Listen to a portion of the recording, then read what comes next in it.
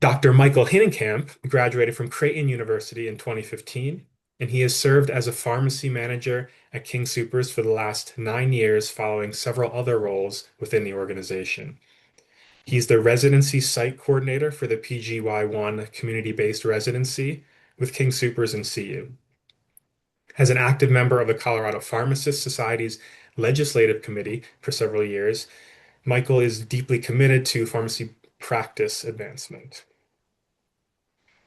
And with that, I'd like to begin our panel. So I'm going to just start by asking each of you, maybe Michael, you can go first. You're at the top of my screen. Could you just describe the nature of your current work as a pharmacist these days? Sure. So I work at King Soopers, as was mentioned. My pharmacy consists of, well, it's located in, for those of you familiar with the Denver locate metro, it's Colorado and Yale, so pretty far south in Denver proper. We see a very wide range of patients. So we have a lot of Medicare, a lot of Medicaid, a lot of private insurance, a lot of patients who don't have insurance. And so we provide, services equally to all of these individuals, tailored to what their individual needs are. As far as my pharmacy is concerned, we do roughly 1,800 scripts a week. And so by King Super standards, we're kind of in the middle. So not terribly busy, but I think that the volume that we do allows us to be a little bit more patient focused in handling the needs and kind of uniquely tailor our services to the patients that see our pharmacy.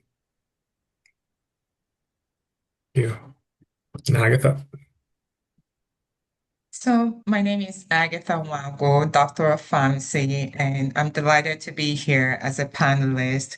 So, I am the Clinical Director and Operational Director of Omdera Pharmacy. Omdera Pharmacy is an independently owned pharmacy, community retail pharmacy located in the heart of Aurora.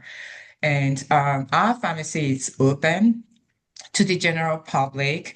And so we take care of patients from every sector. Any patient is free to walk in and get their prescriptions or healthcare at Omdera Pharmacy.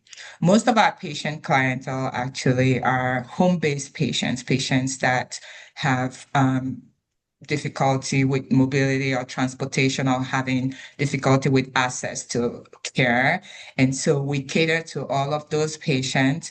And we also cater to patients who are in senior living communities, assisted living communities, but then we're still open to the general public. We've been in business for about 3 years now, and we're excited about all the programs that we have to offer to our community. Not only that, we fill prescriptions, we do some clinical services as well, championing preventative health care, collaborating with the doctors and other providers around us, and also patient caregivers.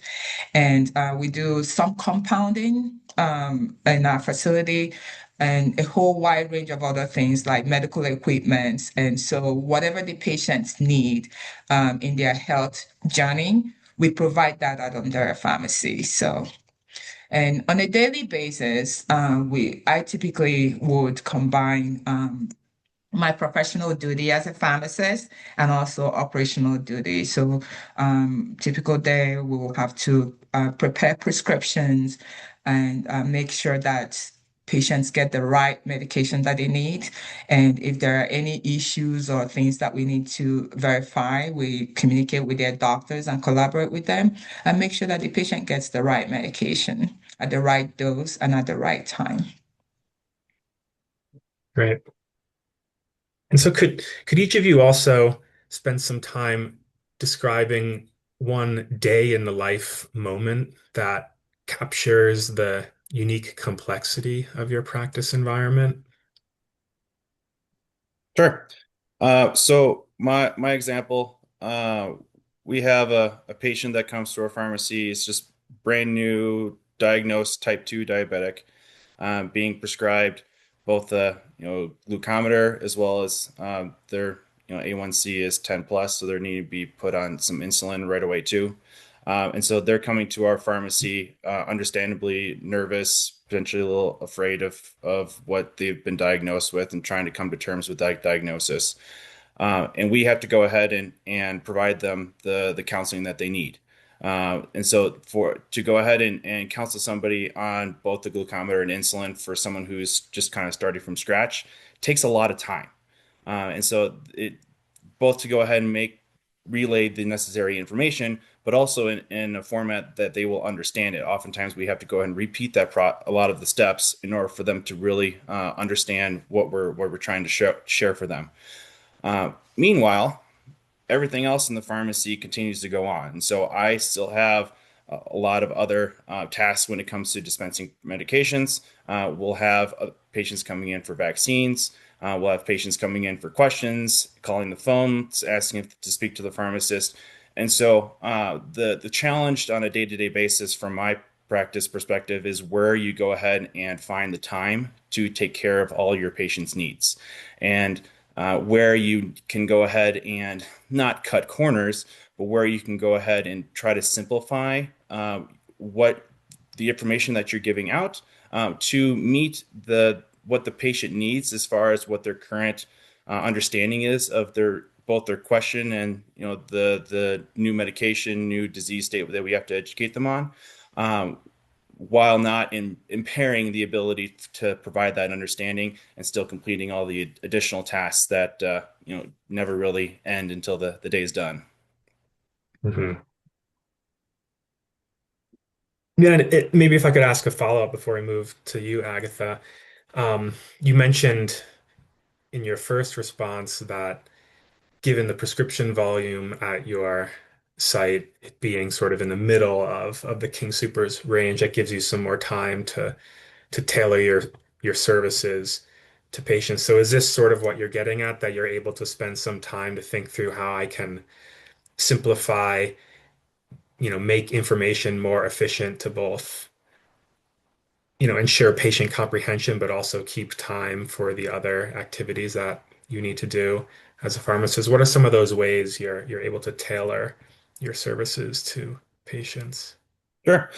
So the number one way at my store is because I have a resident, I can go ahead and leverage them to go ahead and both provide the education for these patients. It gives me another opportunity to have another pharmacist engaged, but then working with the rest of the workflow. And so I can go ahead and coordinate where the needs of any given moment need to be spent.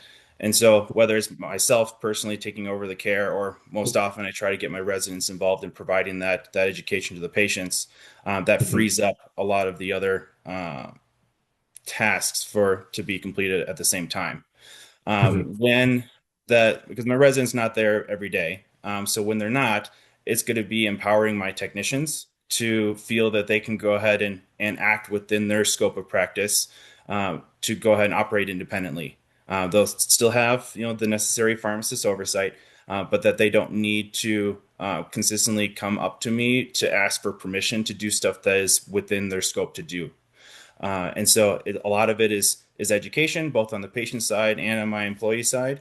But I feel like that combined with my King Soopers labor models, I feel is a little bit more fair as far as getting more technicians into the pharmacy. And that will also give me a little bit more room to maneuver and practice to meet the needs of my patients.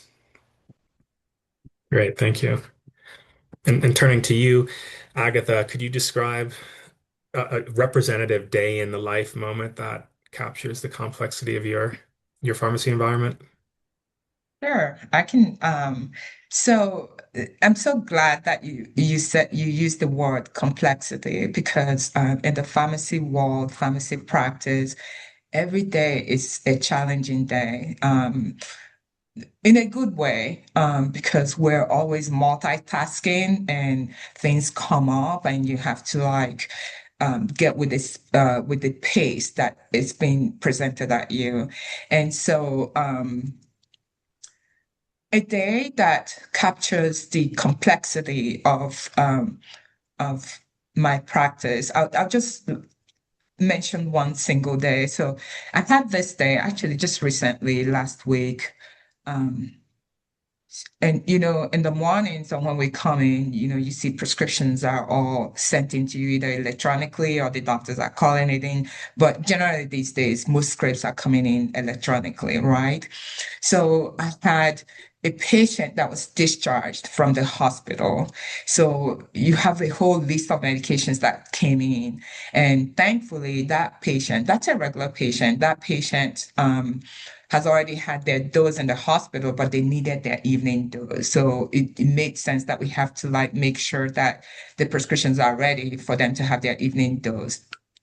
At the same time, a patient walked in because they just had a dental procedure done, and he just walked in to get all his medications from his dentist.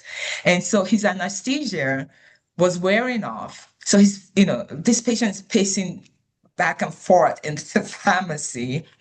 And at that same time, you have a patient that walks in wanting to get her immunizations, right? And at the same time, the phones are active, they're ringing because the doctors are calling. They want to find out if you have a certain product in stock or if you received the prescriptions that they sent in or, asking one question or the other. And at the same time, I'm training a new technician, a new hired technician, so you have to juggle all of this. So what happens is that we have to prioritize, and take care of those that have immediate needs. So the first thing that we did was to make sure that we filled the prescription for the patient whose anesthesia was wearing off and he's in pain. And at the same time, the patient that needed her immunizations, we gave her forms and paperwork that she needed to fill out that kind of got her relaxed. And I want to tell you that first of all, we have to acknowledge these patients and let them know that we'll get to them one at a time. That way it calms them down and makes them feel that you've acknowledged them and that you're taking care of them. So we took care of the patient with the dental prescriptions so that way he can get his pain medications and his antibiotics and everything. And then we took care of the lady that needed immunizations. And keep in mind, we have to observe her and counsel her and everything. And there's counseling involved in all of this. And then we made sure that all the prescriptions for the patient that was discharged from the hospital were ready so that they can have their evening dose. So when you look at all of this, you're juggling and making sure that you're on time and making sure you're taking care of every patient and satisfying every one of them. And this is also including all the patients that will walk in to pick up their ready meds. You have to cancel them, make sure that they understand how to take their medications. So this kind of captures the complexity of what we do as pharmacists. The bottom line is we take care of our patients because our patients are trusting us. When they're walking through our door, they're trusting us to take care of their needs. And we acknowledge them and take care of each and every one of them. Mhm. Thank you. Yeah, and you raise a really, I think, important point around the prioritization of patient needs. And so I was wondering if either you or Michael, perhaps if you have any thoughts, would like to elaborate on how you think through, you know, fairness when staffing time is limited, which patients get counseling, follow-up calls, extra troubleshooting. How do you think through that prioritization exercise? Are there principles that you fall back on? Do you turn to colleagues for guidance? What does the process look like there in terms of allocating limited staff time to all these conflicting patient needs? I can elaborate more or talk more about this. Like Michael stated earlier, you have to leverage the staff that you have and relegate duties based on their competencies and what they're allowed to do by law. So let's start with the phones are always ringing in the pharmacy. So, your technician or your intern can actually answer the phones. And if it's something that is complex that they can't handle, they can take messages, assuming that you, the pharmacist, you're already taking care of another patient, which involves you alone. Maybe you're counseling a patient, you're doing some clinical work and all that. So they can answer the phones. Your technicians can also follow up on prior authorizations if there are any rejects, or insurance rejects and all that. Call the doctor to follow up and all that. So some of those tasks can be relegated, and prioritized. And in prioritizing, you look at the timing, you look at the patient's need. Does this patient need a start medication that need to be taken AM, PM, in the afternoon, or at bedtime? Does that make sense? So, do you have somebody in front of you who has just been discharged from the hospital and need to go home and get some rest? So these are the things that you have to prioritize and take it one at a time. If a patient walks in, they want to get their medications and the insurance rejects it, it needs a prioritization. Prioritization doesn't happen right there. And it also involves communicating with the patient, letting them know the timeline, the time frame, and being realistic in the things that you communicate with the patient. Yeah, Agatha brings up a lot of great points. The one I want to add to that is when you know your patients, you are able to go ahead and leverage their abilities too in order to help with care. And so I have plenty of patients who have very little health literacy. I really can't expect them to take any ownership in navigating the healthcare system. But I have a lot of patients who are very smart, and who, even if they don't have healthcare background, will be able to go ahead and help troubleshoot issues on their end. And so whether it comes to like handling a prior authorization, I can tell them what's going on, so that again, that communication is huge between the pharmacy and the patients. I can tell them what's going on and say, hey, if you can go ahead and reach out to your doctor, we've been trying to contact them on our end and we're not getting through. If you can try to reach out to them, tell them we need X and Y done, maybe we can just change the medication to something that's on formulary, or if they need to get the prior auth completed, um, engage the patient to go ahead and take care of that. There are cases in which we can go ahead and use like a manufacturer assistance card to make the medications more affordable, and we can go ahead and get the patients to oftentimes take care of that, getting that information as well. But it's all based on how well you know your patients, and because not everybody is going to be able to take care of the same tasks. Mhm. Interesting. Yeah, so you bring up an interesting topic, which is this idea of like the pharmacist-patient relationship. And, a few months ago, we had a session, a webinar on rural pharmacy. And, I feel like often one of the distinctions people might make between rural pharmacy settings and maybe more urban settings is in the rural setting, you know all your patients very well, right? They've been coming to your store for years, maybe decades.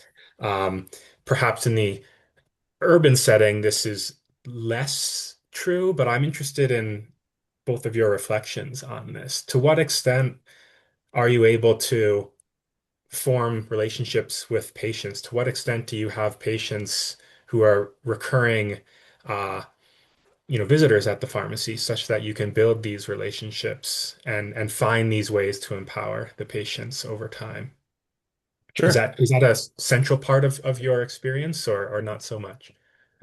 Oh, so we have tons of patients who are loyal to our pharmacy. I've been at my particular pharmacy for 9 years. I have patients who have been with my pharmacy at my specific pharmacy for 20 plus. And so we have a very loyal patient population. There is going to be a lot of people who are transient who will come in and out. And that is part of the nature of urban pharmacy, is that you have patients have more choices probably than they do in a rural setting. But that doesn't mean that we don't build the relationships with the people that we have. We have people, like I said, that come to us on a monthly basis, sometimes a weekly basis, to go ahead and either pick up their medications or just ask questions. I mean, we'll have invites to birthday parties. We'll go ahead and get Christmas cards, and so like, I would say that there's going to be a lot of similarities with when it comes to like the patient population, that relationship that you build with our patients in an urban versus rural setting. It's just that there's probably I would say other patients that will definitely be transient, but the relationships are still there.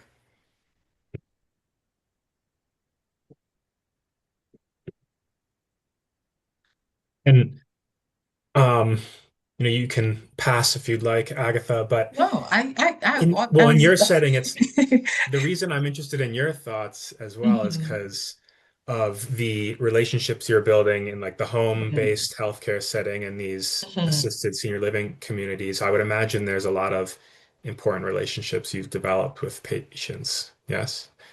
Absolutely, absolutely. Even outside of my independent pharmacy, before I was an independent pharmacy, I worked in chain in the urban area. And I want to let you know that pharmacists actually develop relationships with their patients. Patients will always walk in and call you by your first name, or call the name of your staff pharmacist, or call the name of the technician. Patients love their pharmacists. Patients develop a meaningful relationship with their pharmacist. They don't need an appointment to come see the pharmacist. Sometimes they walk by to just say hello, and they know that their pharmacists know their medications. So keep in mind that we're community pharmacists, right? Whether it's in urban or whether it's in rural area. The fact remains that when a patient is discharged from the hospital, they walk out from their doctor's office, who are they going to see? They're going to see their pharmacist, and they trust their pharmacist. So we love those relationships, that meaningful relationships that we develop with our patients, whether they're in nursing homes, whether they're in the public, whether they're in senior living communities, wherever they are, we love to relate well with our patients. So that way, we can manage their medications effectively, and they know that we manage their medications effectively. So, a lot of times when patients walk into Omdera Pharmacy, I know we're still growing and all that, it's something, a culture that I developed to know my patients, and I call them by their first name and they call me by my first name.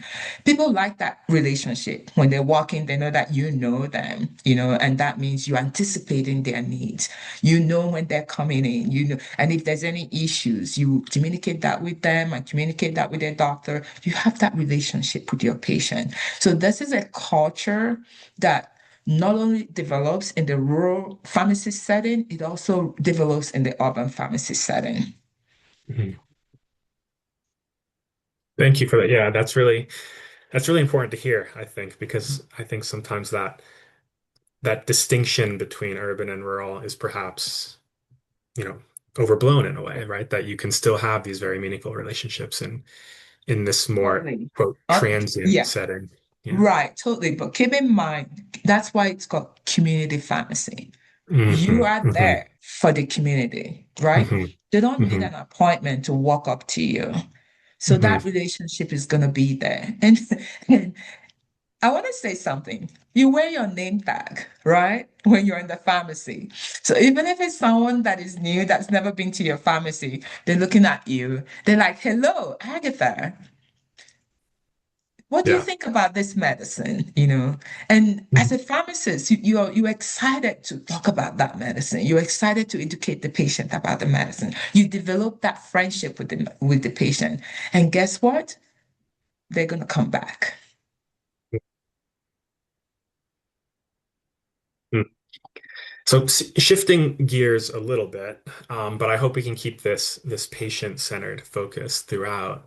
Um, there's been there's lots of discussion around pharmacy closures at the national level and the difficulties that community pharmacies might face around reimbursement matters. And so I'm wondering from each of your perspectives, what's what's a promising model or alternative revenue source that, maybe sounds good on paper, but faces some challenges in the real world? And I'd be interested in your experiences there, and then maybe we can talk through some potential solutions as well. But first, yeah, what's that alternative revenue source that sounds good on paper but faces these challenges when tried to implement?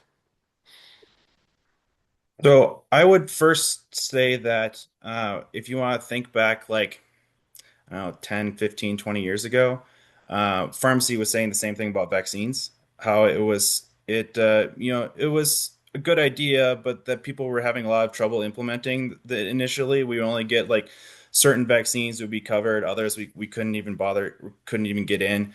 And, 20 years later, this is an integral part of our practice. And Mm, really, from a financial standpoint, it's a huge part of the pharmacy, community pharmacy staying in business.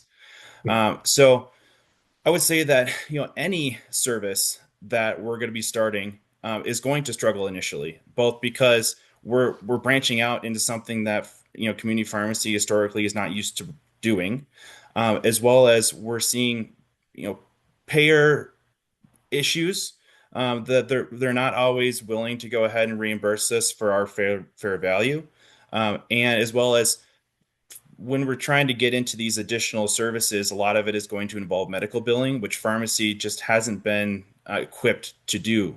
And so we're still learning how to go ahead and get involved into the medical billing. So until that process is streamlined, it's always going to be a challenge. And so not mhm, only getting insurances to buy on, but even when they want to pay for our services, making sure that we have the adequate documentation and billing processes in place in order to get that reimbursement that we're wanting. So there's a lot of moving parts. We definitely want to go ahead and continue to expand the services that we provide, but there's a lot of pushback both from within our own systems as well as from regulatory insurance issues that can go ahead and make it a challenge. mhm, And I can also chip in on that, and what I have to say is this. So, a few years or some years back, community pharmacy was about, dispensing medications and all that. And you've seen that, quite frankly, pharmacy services have come a long way, and that's actually exciting.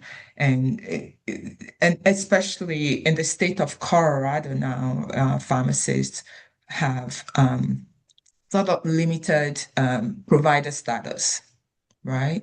Pharmacies have limited providers, but especially with Medicaid billing and all that. And just like Michael has stated, it's not all the payers that recognize pharmacists as providers, and it's not like nationally recognized like Medicare. But but it's still a good thing that we're moving forward, better than it was before. So it might look good on paper, like clinical services and all that. You have MTMs, you have test and treat, you have all of these things that you can do as a pharmacist. But what happens is, like he said, are we being reimbursed? For our time, the effort, and the professional skills that we provide to these patients. And the accessibility, you don't need to make an appointment. You don't need to pay for consultations. You don't need to pay for all these things. So pharmacists have been, we can now provide immunizations. Well, immunizations, thankfully, sometimes we get some good reimbursement from it. But things like MTMs, things like test and treat, you also need, there's training that is involved in it, cumbersome training that is involved in it, equipment that could be, that could be expensive, that needs, you need to be really funded to be able to provide all of those services. So these are some of the challenges that we have as pharmacists when it comes to providing those clinical services. And also labor, you have to hire staff and pay staff to provide all of those. And it all boils down to, low reimbursement for those services.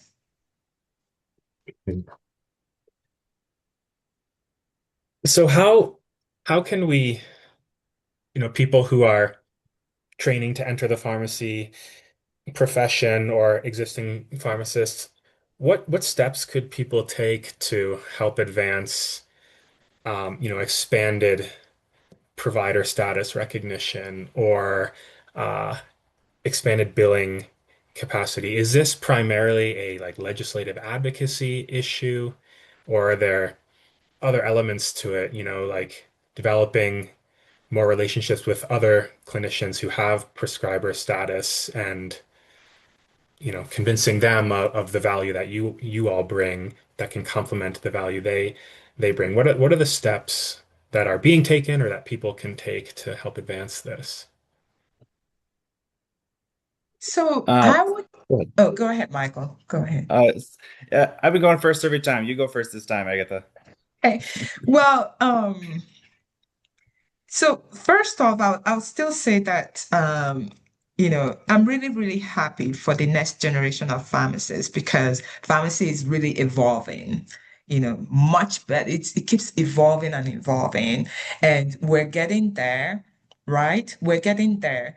So I would encourage upcoming students, pharmacists, to be excited about the profession of pharmacy because pharmacy services are actually expanding. So in terms of how do we get reimbursed or things like that, or even the training that is involved in it, everything that we do requires training. So I understand that completely. But then the reimbursement part, it's something that um, I think the legislative part of it, I'm not very familiar with it. I'm still learning, but I think Michael, you can elaborate on that since I think this will be your area. So tell us more about it. Yeah. So advocacy and just like for your profession, both politically and just in general, is huge.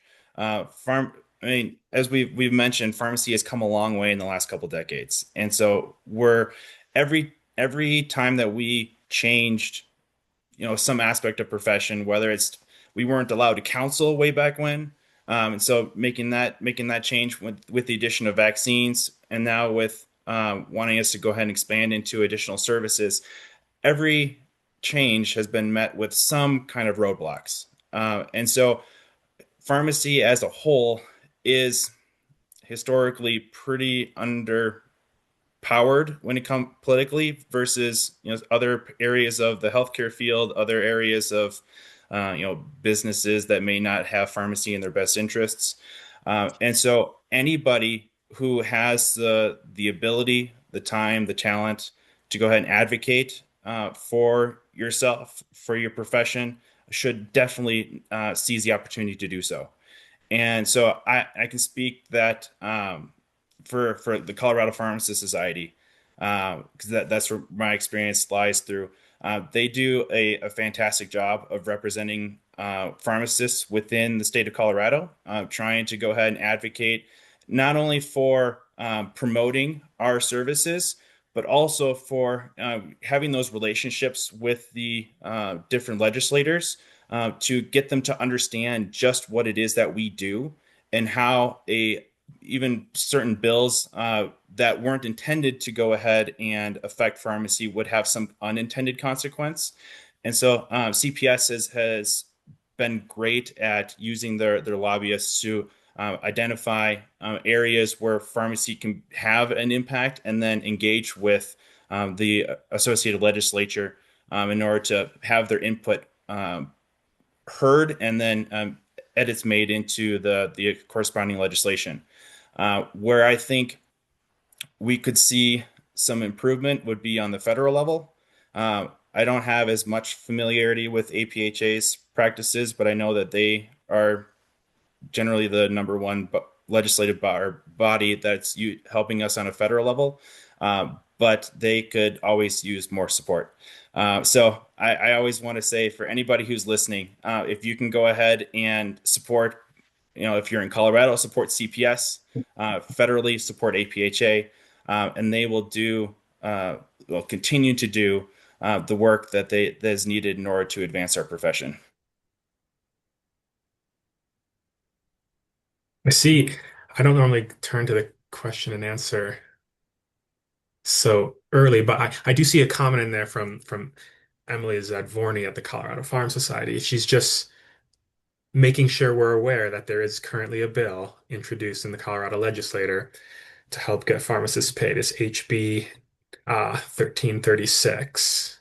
So those of you listening who want to learn more about this bill, you can search that and learn more about it and perhaps submit your written testimony to support it.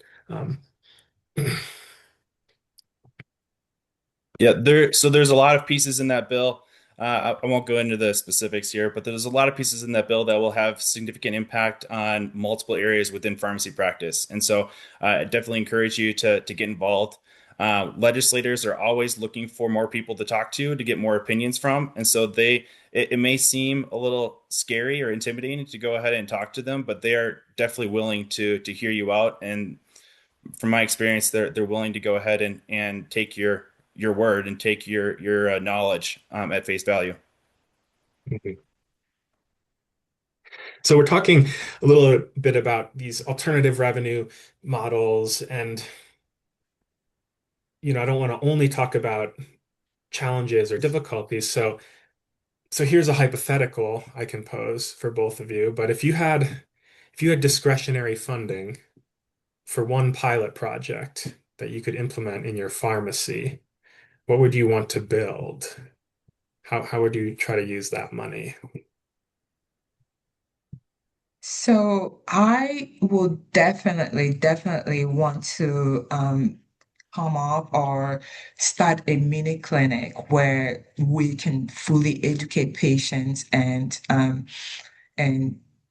especially patients with cardiovascular risk factors, help them monitor their, A1C, help them monitor blood pressure, help them monitor, help educate patients on why they're taking their medications, the right way to take the medications, and talk to them about possible side effects and all that. I would like to open a small clinic where I can also collaborate with the doctors around me or the other providers around me so that we can effectively manage patients and, help them in their wellness journey.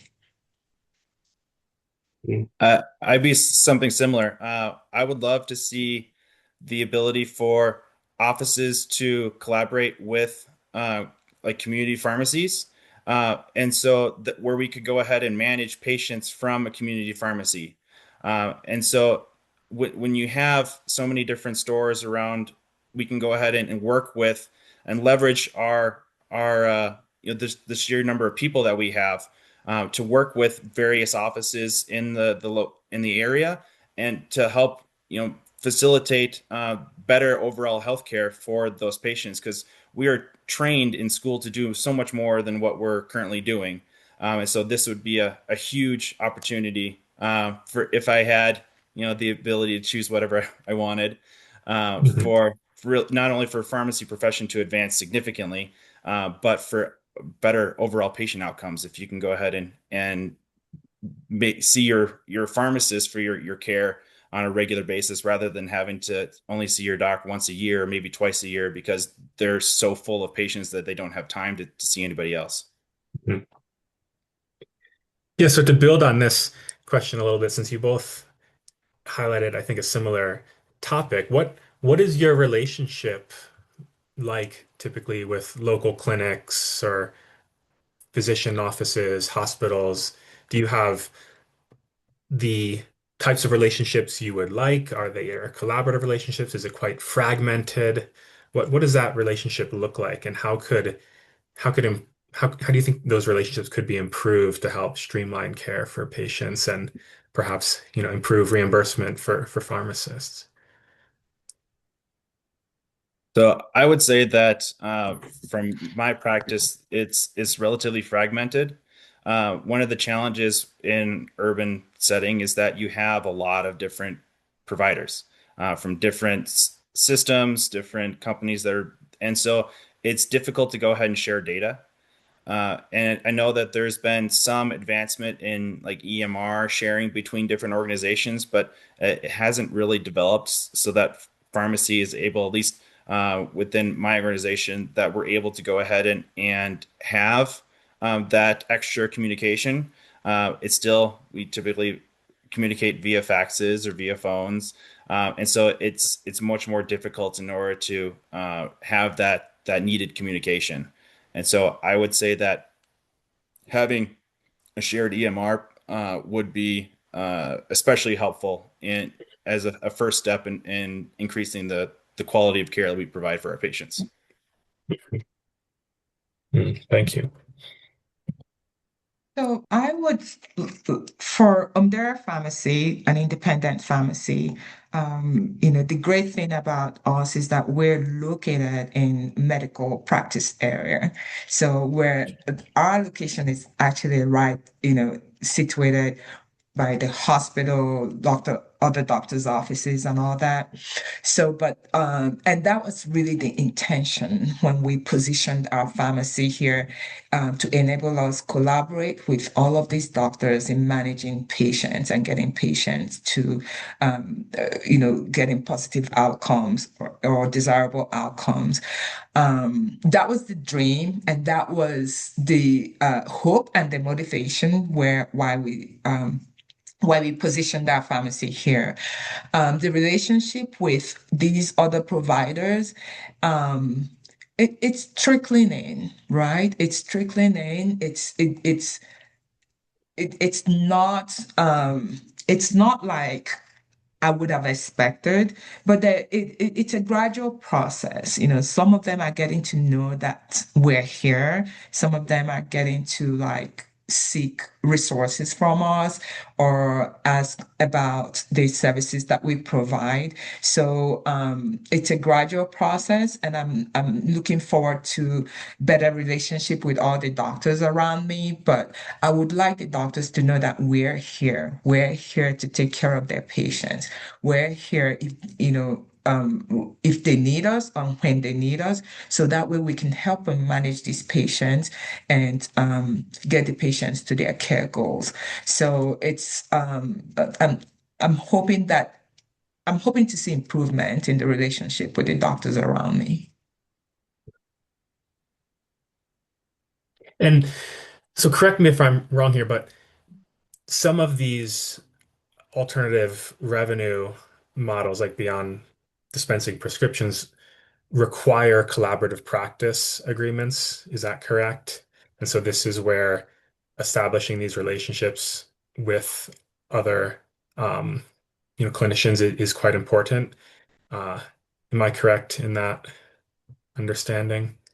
So there's definitely a pathway to use collaborative practice to expand services, but Colorado's laws allow a lot of independent authority, Okay. and so my company has tended to go ahead go more toward expanding in areas where we can go ahead and just use our independent authority, and Mhm. so it's probably a little slower as a result, but we like to go ahead and keep everything in-house. And so we can go ahead and uh, I say use what our resources in order to produce the best overall result for our patients. I would say same, well, same here. I mean, we have authority to do certain things on our own without that quote in quote collaborative medication therapy thing.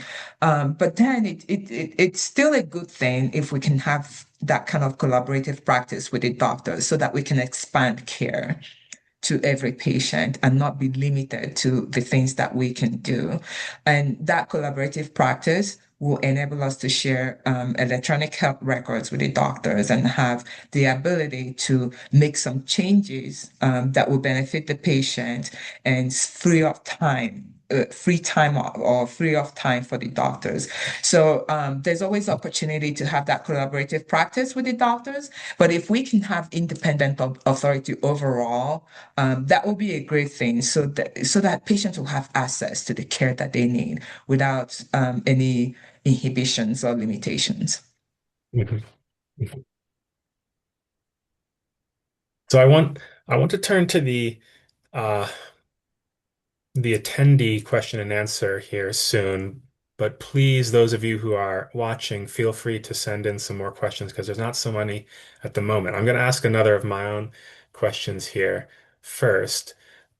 And this is shifting gears again, but I'm interested in how technology and automation are either helping both of you in your community pharmacy practice and potentially creating some new challenges or burdens that are, something you're working through how to address.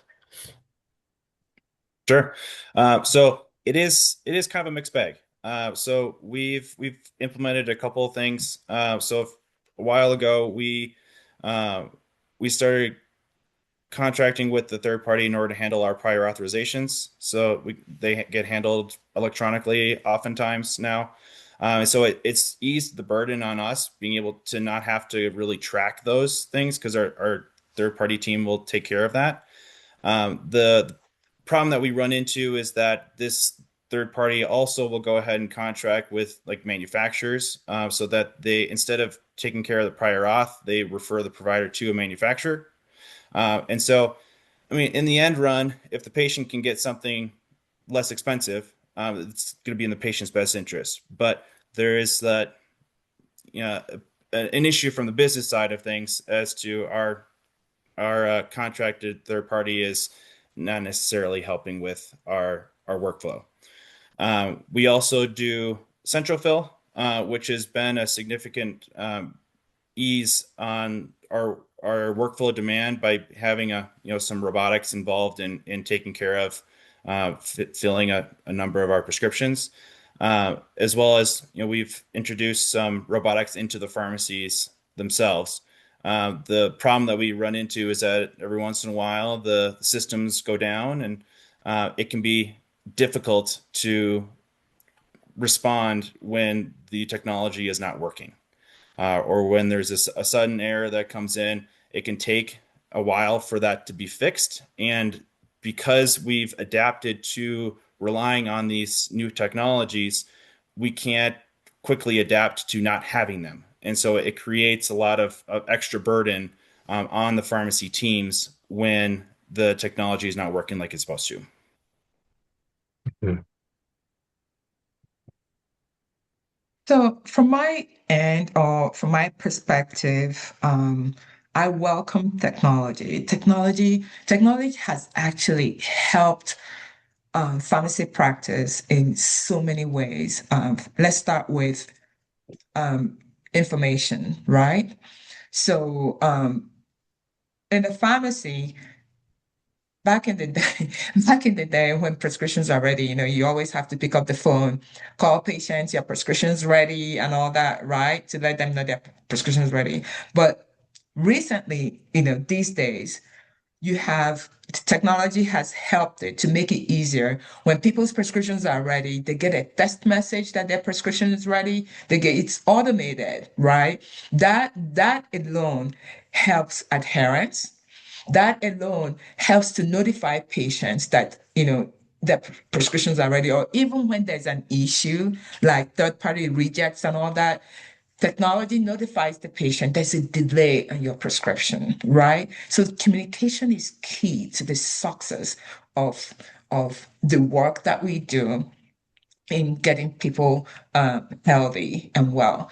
Technology has provided us, opportunity to resource, information that help us to actually even communicate with the doctors and all that. So we embrace technology. Technology, you cannot underestimate the value of technology in the things that we do and in helping us. Technology has helped us with our workflow.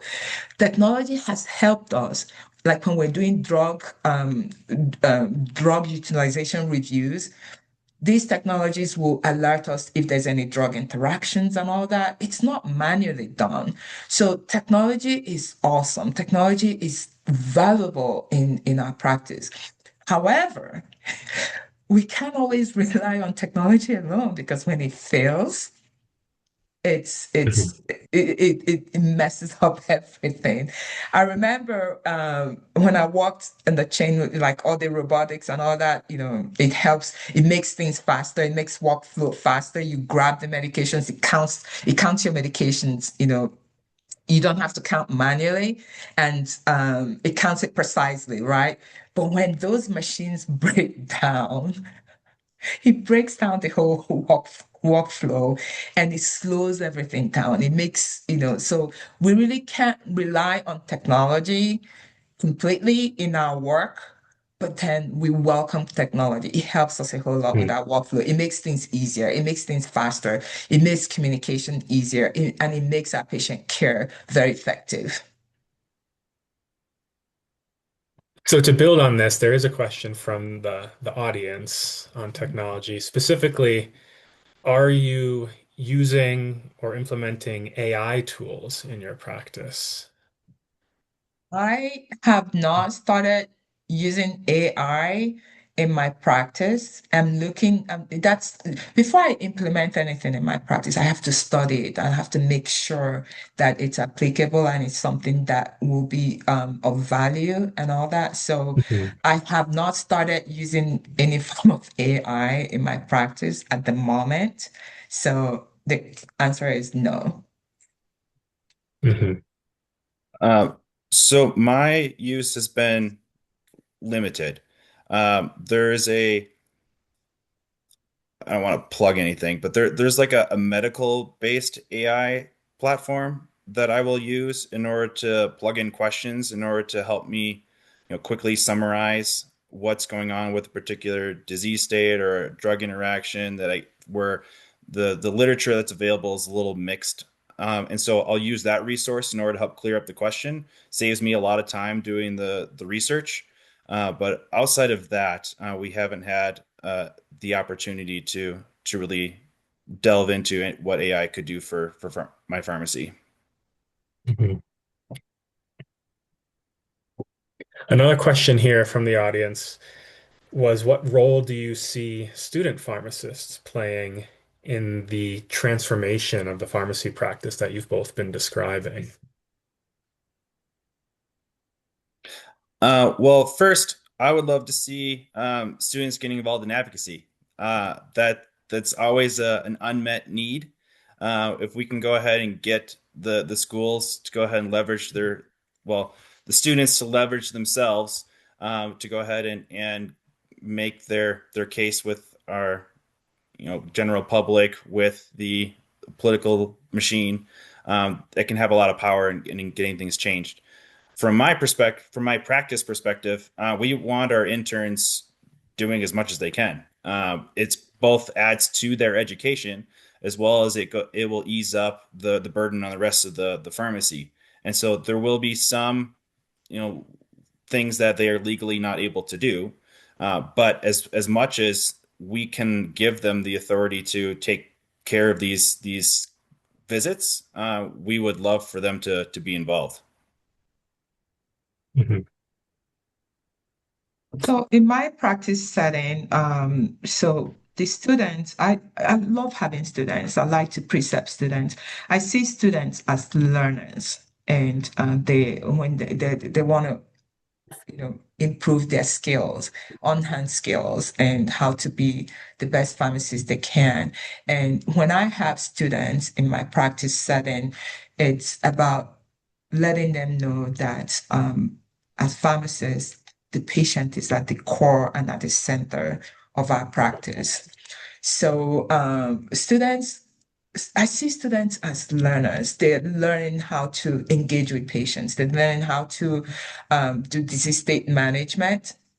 and all of that. And at the same time, they have to be hands-on in the things that go on in the pharmacy, like taking new prescriptions, learning how to take new prescriptions, learning how to be comfortable interacting with other healthcare professionals, learning how to be comfortable with collaborative practice, right? So students, from my perspective and my practice setting, I let students see what we do. And the core of my practice is just about patient care. And that's where I put students in. So that way they know the value of, the community pharmacists in taking care of patients. So, in terms of advocacy and all that, that's an area that I'll have to encourage students to be also part of, because without advocacy, we won't be where we are today, especially with all the expanded services that we're providing. So that's, I involve students in my practice, just to the scope of the practice that they're allowed to have. So. Thank you. We're almost at time here. I do want to give each of you an opportunity for the last word.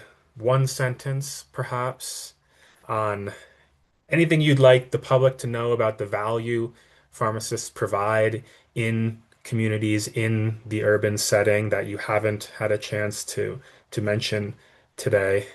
This can be pithy, you know. Um, So I'll just say that pharmacy is here to simplify healthcare. We're here to problem solve. We're here to try to coordinate care wherever we can, and we're always acting in the best interest of patients. So there will be times in which we have to go ahead and ask questions about a prescription, about a therapy, but it is always done with patient safety in mind. And we are truly at the trying to go ahead and provide the best outcome for the patient in front of us. thank you. Yeah. And from my perspective, from Omdera Pharmacy, I want to tell the general public that your pharmacist, the pharmacist is the patient care advocate. And a lot of times people develop meaningful relationships with their pharmacist. The pharmacist is all about patient safety. The pharmacist is all about positive outcomes. The pharmacist will partner with you in your health journey and in your care goals. So already the community pharmacists, you have free access to your community pharmacists. Feel free to partner with your pharmacist in your care goals. Feel free to ask your pharmacist questions that relates to your medications and your wellness journey. So we're here to help, and that's all I have to say. Thank you very much. Thank you, Michael and Agatha. Thank you, everyone who has attended today. I'm sorry we've gone a little over time. Please be on the lookout for a survey about this panel and our series generally in your email. Thank you. Have a good day and rest of the week. Thank you for Thank having you. me.